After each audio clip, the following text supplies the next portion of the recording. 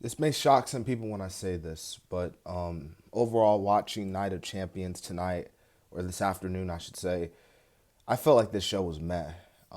There were even some points, let alone some matches in the show, where I was like, okay, this match might be a little weird, but it wasn't a bad show. I'm not saying this was like the worst wrestling show of the year, but this wasn't a great show. Like, I'll probably go on a limb and say I thought Backlash was overall probably a more enjoyable show than tonight's Night of Champions. But nonetheless, let's not waste any time. Let me give you my reasons why I think the show was like that. The show kicked off with Seth Rollins and AJ Styles battling out in the tournament finals for the World Heavyweight Championship, and Seth Rollins defeating AJ Styles. Seth Rollins is the world's heavyweight champion, and this match I kind of felt like for the most part it really was like slow for the most part. It wasn't really till the end where I felt like AJ and Seth were really starting to pick up. They even did this angle where Rollins was injured even at one point, but still, despite that, Seth Rollins was able to pick up the win. And hey, this is good for Seth Rollins. I know I predicted AJ to win this match, but overall, I was like, hey, Rollins wins. I'm cool with it because Rollins is another one who definitely deserves a world title run, and well, he has it now that he is the world heavyweight champion. So congrats to him.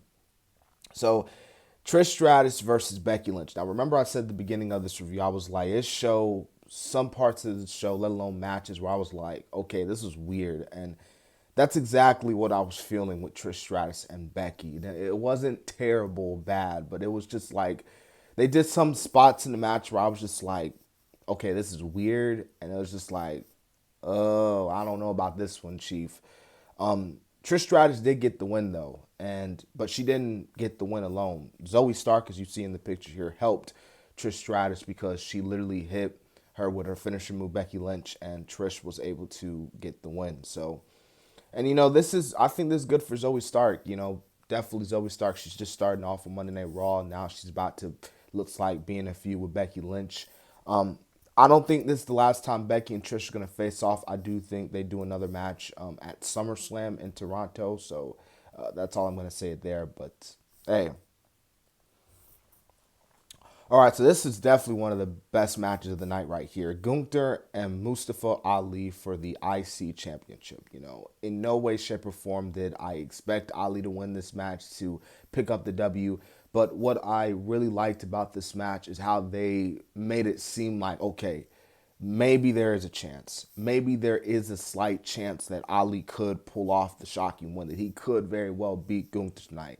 He didn't, and I'm cool with that. Gunther, he has been on an unstoppable reign as champion. He might end up just go ahead and say, F it, I'm just going to break the freaking record, the IC record, held by Honky Tonk Man, since WWE is basically letting all their champions break record nowadays.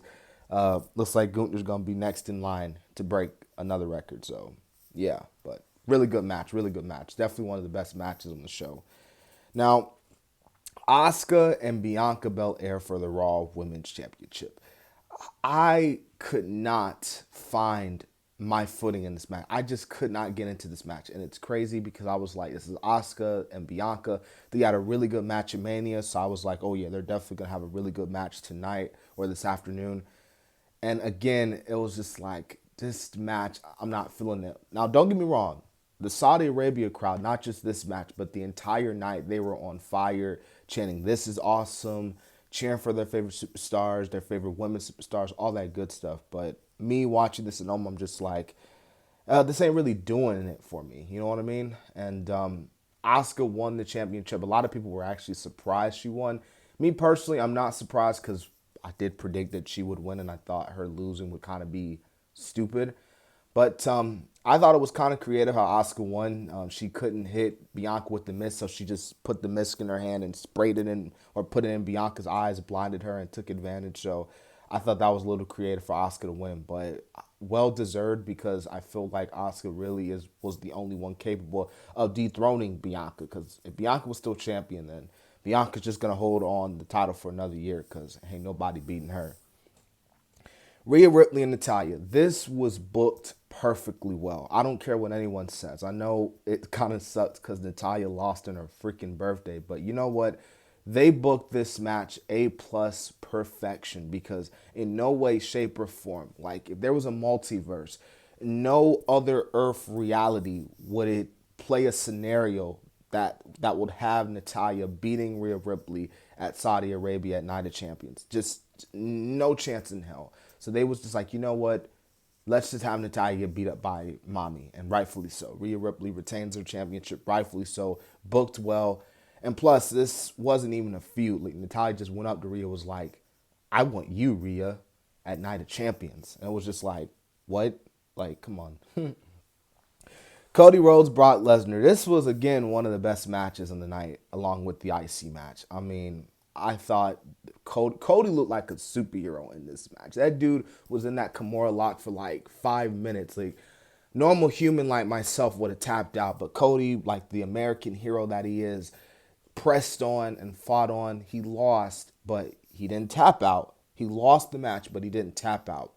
So kind of similar to Trish and Becky, I don't see this story ending. I think these two will redo itself and they will have a trilogy match at the SummerSlam pay-per-view in July.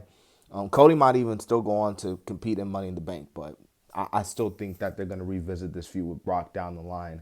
But I thought this match was booked really well, and Brock looked great. Cody looked great. I thought this was a really good match. Main event time, man. Tag team match, player. Roman Reigns, Solo Sikoa, Kevin Owens, Sami Zayn. This was a really, really, really good main event. My God, a really good, excellent display tag team wrestling. And the ending was really, really cool as well. I'm not going to lie to you all. And it capped off overall, like I said before, like despite the main event and the IC match, and of course, like I said, Brock and Cody, those were probably the only three matches I would say. If you didn't get a chance to watch Night of Champions, I would tell you to go back and look at those particular matches. Overall, I thought this show was meh. Again, some parts of the show I just couldn't sink my teeth into it. And yeah, that's just kind of how I felt about Night of Champions overall. But like I said, really good main event, really cool ending. And yeah, just all around really good stuff in the main event. So I hope you guys enjoyed my little Night of Champions 2023 review. Now tomorrow I will be doing AEW's Double or Nothing, NXT. I'll even do a little coverage of New Japan Pro Wrestling Best of the Super Junior Finals. So yeah,